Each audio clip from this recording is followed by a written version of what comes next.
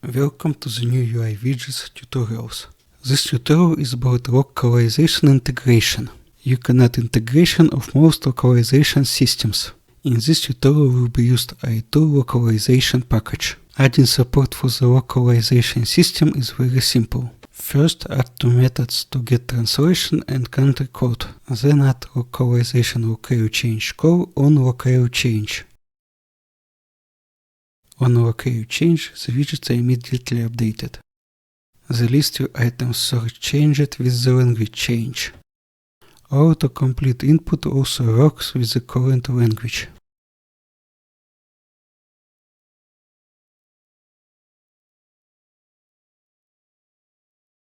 Notifications, dialogues, and pop-ups widgets support formatted strings.